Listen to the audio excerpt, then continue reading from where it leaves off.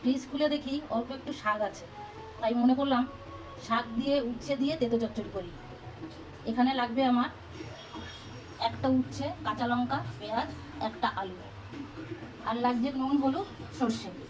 কড়াই গরম হয়ে গেছে, একটু তেল দিয়ে দেবো আগে। তেলটা গরম হয়ে গেলে সর্ষে ফোড়ন দিয়ে দেবো। সর্ষেটা একটু কালো মতো হয়ে গেলে আমি এখানে একটা পেঁয়াজ কুচিয়ে রেখেছিলাম, পেঁয়াজ কুচিটা দিয়ে দেবো। পেঁয়াজটাকে একটু লাল লাল করে ভেজে নেবো। এবার দিয়ে দেবো নুন, হলুদ একসঙ্গে। পেঁয়াজটা একটু ভাজা ভাজা মতো হয়ে গেছে, এবার আমি একটা উচ্ছে দিয়ে দেবো। উচ্ছেটাকে আমি ধুয়ে কেটে রেখেছি। উচ্ছে আর পেঁয়াজটা একটু নরম হয়ে এসছে, আমি এবার কাঁচা লঙ্কা কুচি দিয়ে দেবো।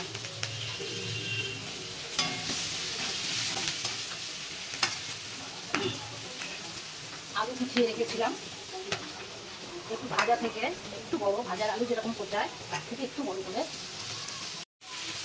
কেটে রেখেছিলাম। আলু উচ্ছে একসঙ্গে একটু ভেজে নেব। গরমের দিনে প্রথম পাতে পিঠে খেতে খুব ভালো লাগে। এবার দিয়ে দেবো আমি লাল শাক কুচিয়ে রেখেছিলাম, লাল শাকটা।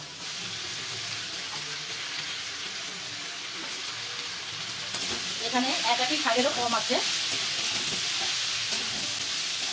এক আটি শাকের হাফটা মতো শাক আছে। এটা দিয়ে নেড়ে ফেড়ে একটু, শাকটা অনেকটা কমে গেছে গরমে। এবার একটু আমি জল দেবো। এখানে হাফ বাটি মতো, ছোটো বাটি হাফ বাটি মতো জল দিয়েছি। এবার আমি একটু ঢাকা দিয়ে রাখবো 2-3 মিনিটের মতো। ঢাকনাটা খুলে দেখি,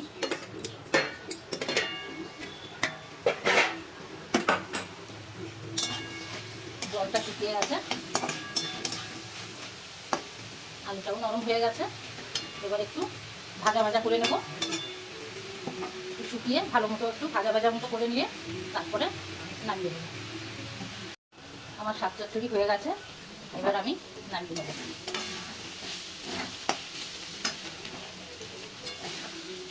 গরম ভাতের সঙ্গে খাবেন, খুব ভালো লাগবে। যারা তিতো পছন্দ করেন তাদের কাছে খুব ভালো লাগবে। হয়ে গেছে, গরম ভাতের সঙ্গে খান, খুবই ভালো লাগবে। এর পরের দিন আবার